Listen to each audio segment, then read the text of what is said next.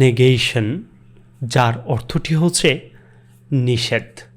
তো আজকে আপনাদের সাথে নিষেধ রিলেটেড বেশ কয়েকটি বাংলা এবং ইংরেজি বাক্য শেয়ার করব, যে বাক্যগুলি আপনি যখন কারো সাথে ইংরেজি কনভারসেশন করতে যাবেন তো সেক্ষেত্রে আপনার প্রয়োজন হবে। প্রথম ক্ষেত্রে যদি আপনি কাউকে বাংলাতে এই বাক্যটি না বলে যদি ইংরেজিতে বলেন, তো বাক্যটি হচ্ছে আমি আপনার বক্তব্য মানতে পারছি না। এই বাক্যটি যদি আপনি কাউকে ইংরেজিতে বলেন তো সেক্ষেত্রে আপনাকে বলতে হবে I can't accept what you say, I can't accept what you say. এর পরবর্তীতে যদি আপনি এই বাক্যটি বলেন আমি এই বিষয়ে কিছুই জানি না, I know nothing in this connection, I know nothing in this connection. এরকম বদমাশি আর করো না। Don't do such mischief again. Don't do such mischief again. সে ছুটি পায়নি।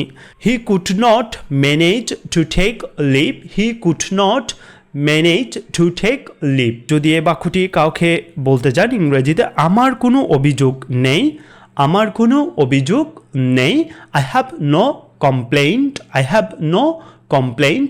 এই বাক্যটি চাইলে এভাবেও বলতে পারেন I do not have any complaint, I do not have any complaint. এই বাক্যটি যদি বলেন এটা হতে পারে না, it can't be so, it can't be so, না আমি যেতে পারি না, no I couldn't go, no I couldn't go. এর পরবর্তীতে যদি এই বাক্যটি বলেন আমি জানি না, আমি জানি না, I don't know, I don't know, আমি কিছুই চাই না, I don't want anything, I don't want anything। এর পরবর্তী যদি এই বাক্যটি বলেন কিছুই না, কিছুই না, nothing, nothing, তুমি এর অনুমতি দিও না, you should not allow this, you should not allow this, আমি এই কাজ করতে পারবো না, I can't do this, I can't do this.